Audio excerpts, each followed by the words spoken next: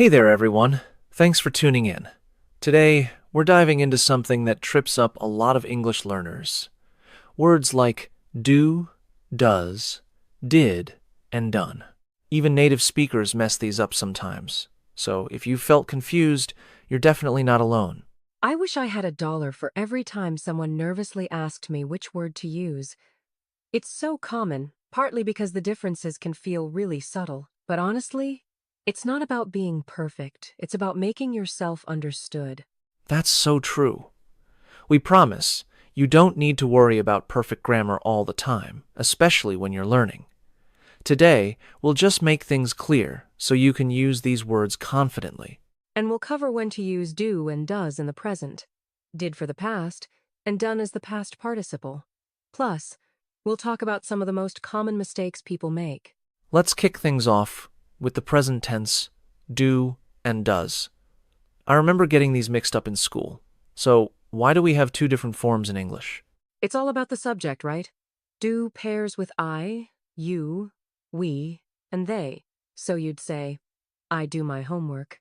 But does is for he, she, or it, like, she does her homework. Exactly. And here's a tip I always give. If your subject is singular and not I or you, it probably needs does. I still catch myself pausing sometimes, especially with tricky sentences. Honestly, everyone slips up. The important thing is just to keep practicing. If you say, he do the dishes instead of he does the dishes, people will still understand you, but it's nice to know the difference, right? Now, shifting to the past, this is where did comes in. I love how English just uses did for everyone, no matter who you're talking about. That definitely makes things easier. You can say, I did, she did, or they did. No changes needed for the subject. But people sometimes forget the verb after did stays in its basic form, not past tense. Right. So, you'd say, she did go to the store, not she did went. That double past thing pops up all the time. Exactly. If you catch yourself saying did went or did ate, just drop that past tense verb. Stick with the base form, and you'll sound much more natural.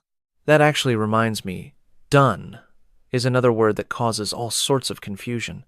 It feels like the rules suddenly change. Yeah, done is the past participle, so you almost always need another verb before it usually have or has. Like, I have done my homework. I've heard people say, I done my homework, when they mean, I did my homework. It's such a common mix-up, especially if you're used to hearing it in movies or from friends. Absolutely, and sometimes regional dialects use it that way too. But if you're aiming for standard English, remember, it's have done or has done. It's a little thing that makes you sound super polished. Before we wrap up, let's talk about the mistakes we see the most. Mixing up did with a past tense verb like did went is huge. Any others you've noticed? People also swap done in for did all the time, like we mentioned earlier. So they'll say, he done it, instead of he did it. It sounds small, but it jumps out to native speakers. My favorite trick is to read your sentence out loud. If it sounds off, there's a good chance something's not quite right.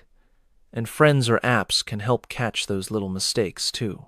Honestly, just being aware of these mix-ups puts you ahead of the game. The more you listen and practice, the more natural it'll feel, and pretty soon, you'll catch yourself using these words like a pro. I love ending on that note. Practice really is the key. Fluency comes from making mistakes and learning as you go, not memorizing every rule perfectly. Yeah, if you focus on getting your message across and keep these little tips in mind, you'll do great. Nobody expects perfect grammar from learners. And honestly, we all mess up now and then. So wherever you are in your English journey, give yourself credit for showing up and trying. That's what matters most. Thanks so much for joining us today. Keep practicing, keep asking questions, and we'll catch you next time with more tips to make English feel a little less mysterious. So, a lot of English learners get tripped up by the word do. It pops up everywhere: questions, negatives, statements, you name it. I totally get that. When I first started teaching, it surprised me how tricky do can be, especially since its base form is used in so many different ways, depending on who's talking. Yeah, and the base form is just do no fancy endings. But people often wonder, when exactly do we use it? It almost acts like a helper for sentences, but the trick is knowing when to bring it out. With I, you, we, and they, it's always the base do. Like, I do my homework, or they do exercise. That actually reminds me, people often ask, why don't we say he do homework? It's such a common mix-up. Oh, for sure. Do matches with I, you, we, and they, but for he, she, and it, we switch to does. Exactly. So, I do, you do, they do, but she does. It's a little detail, but it makes a big difference in sounding natural. And once you get that pattern down, it really unlocks clearer, more correct sentences. I've seen students have that aha moment when it clicks. Funny you mention patterns, because do is also super useful for questions. Like, instead of just saying, you like coffee, we add do. Do you like coffee? Exactly. And it instantly sounds more like real English. Do jumps to the front to turn almost any statement into a question when you're talking about I, you, we, or they. And it feels a bit more polite, too. Not as abrupt as just raising your voice at the end. Totally. Plus, it makes it easier to practice and recognize questions in conversations like, do they exercise in the morning? Simple, but so effective. You know, another spot where do shows up is for negatives. Instead of saying, I not understand, we need to add do, I do not understand. That's one of the first things I focus on with beginners. The little do not or don't really changes the whole meaning. Like, they do not exercise means the exact opposite of they do exercise. And using the contraction don't makes it sound even more natural in speech. Right. People will almost always say, I don't know, not I do not know. The full form just sounds too formal for everyday chats. After all these examples, I think the main problem is just remembering to use do in the right places. It's easy to forget, especially when you're speaking quickly. Absolutely. And sometimes people avoid using do at all because they feel unsure. But honestly, just practicing with everyday sentences can help. Like, ask yourself, do I want tea or coffee? Or, I do my chores after school. Mixing questions and negatives into your practice really helps build confidence. I've even suggested students write out a few daily routines to get the hang of it. That's a solid tip. If you can say, I do my homework, and then flip it to, do you do your homework? Or, I do not do my homework, you're already making awesome progress. You know, one thing that always trips up English learners is the word does, especially when to use it with he, she, or it. I remember seeing sentences where people get confused by this tiny word. It's one of those things that looks simple but can get surprisingly tricky.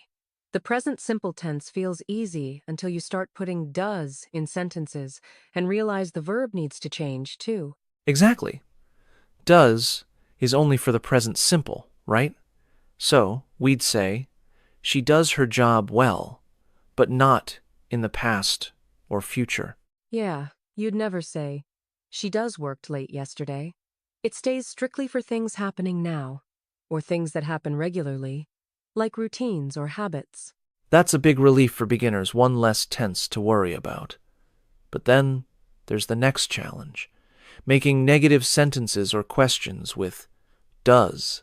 What surprises new learners most is that after does, the main verb goes back to its base form. So, she does like chocolate, not she does likes chocolate. I've noticed people want to just add does and keep the says on the verb, like he does eats. But those two's markers are fighting each other. Exactly. Only one's allowed. Once does is there. The verb itself drops any extra ending. I remember having to unlearn that habit myself. Funny, you mention habits. I think the mistake comes from trying to match up with he eats or she works. Suddenly, we stick does in and forget to change the verb. Totally. It's a pattern our brains want to keep.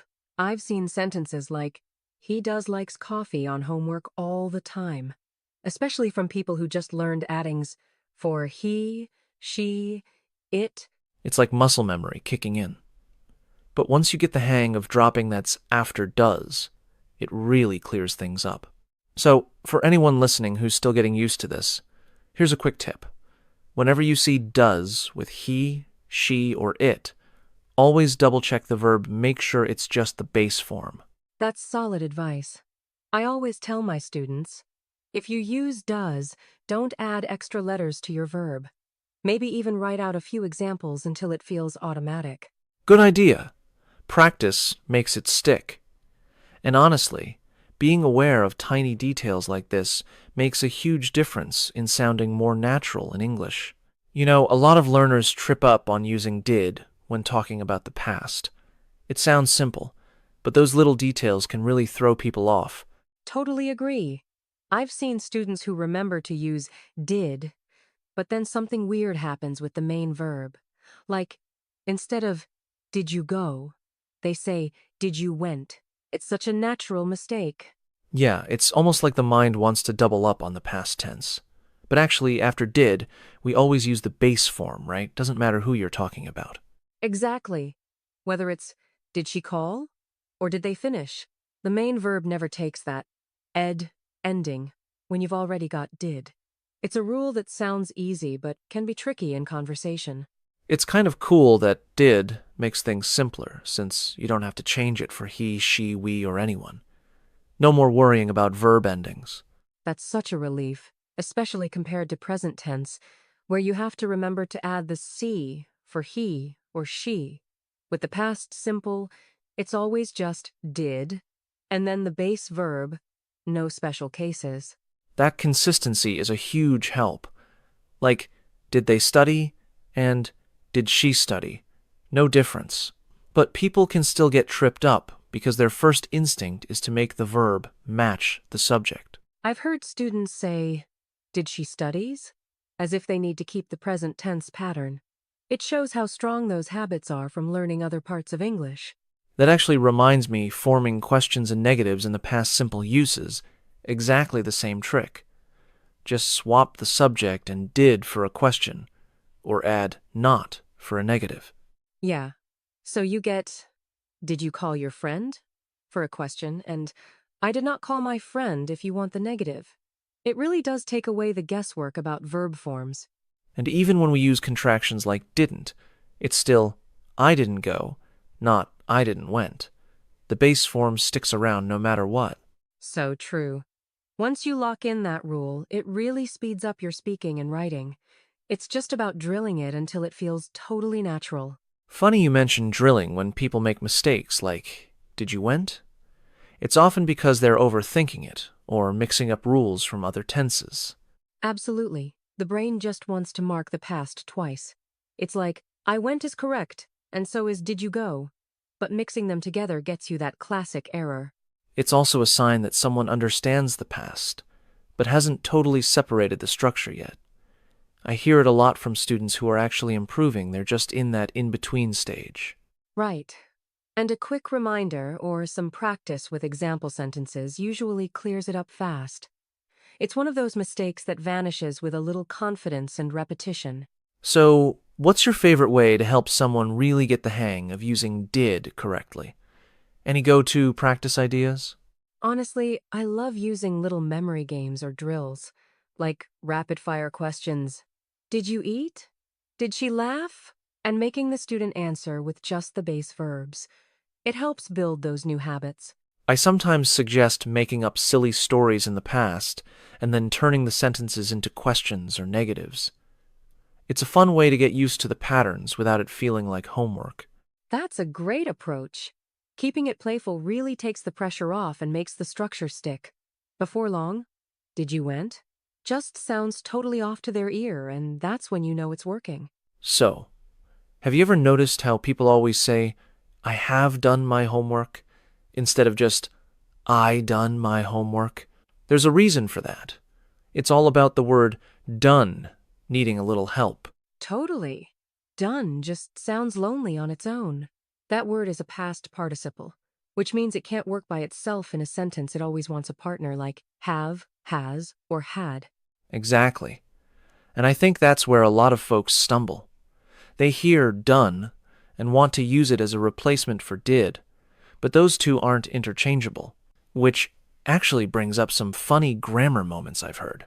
Oh, I've heard plenty too, like someone saying, she done a great job, when what they really mean is, she has done a great job. It changes the whole feel of the sentence, doesn't it? That actually reminds me some people get tripped up by the term past participle. It sounds technical, but it really just means a type of verb form we usually use with have, has, or had. Yeah. And done is just one example. Think about eaten, as in, I have eaten breakfast. You wouldn't say, I eaten breakfast. It wouldn't make sense without the helper verb. Right. And done follows that same rule. So whenever you want to use done, just make sure it's got a helping hand from have, has, or had. Exactly. And if you're ever unsure, just try swapping in another past participle, like gone or written. If it sounds weird without have, it's a sign you need that helper. Speaking of mistakes, probably the most common one is mixing up done and did. People often say, I done it, but really, it should be, I did it, or I have done it. What gets tricky is that did can stand on its own, like in she did her homework, but done can never do that solo. It always needs that extra verb, which is a bit counterintuitive at first. You're so right. I think it's because in casual speech, we sometimes drop little words for speed, but with done, you can't skip the helper. Otherwise, it just doesn't sound right, and it's technically incorrect. And once you get used to listening for it, the right version just pops out as the natural choice. But until then, it's easy to slip up, especially if you're learning English. Let's put this into practice for a sec. If I say, she done a great job, it's missing something, right? The sentence really needs that has. She has done a great job. Exactly without the has, it just feels off. And the same goes for other examples. We have done our best, or they had done their work before lunch. Those helpers tie everything together. I love how it suddenly clicks when you hear the right version. It's like a puzzle piece falling into place. And honestly, you'll start to notice it everywhere. Movies, books, even conversation. Once you've got it down, you'll probably catch yourself correcting others too, or at least silently in your head. It becomes second nature pretty fast. So before we wrap up, let's hit a quick tip. If you're ever unsure, just ask yourself, does done have a helper? If not, throw in have, has, or had before it. Good advice. And if you get stuck, try swapping in another past participle, like gone or seen. If you wouldn't say, I gone, or I seen, then you know I done isn't right either. Exactly. And hey, don't stress if it doesn't come naturally at first. With a bit of practice and listening, using done correctly will feel just as easy as riding a bike. Absolutely, it's all about building habits. Soon enough, you'll be the one helping friends remember their helpers for done.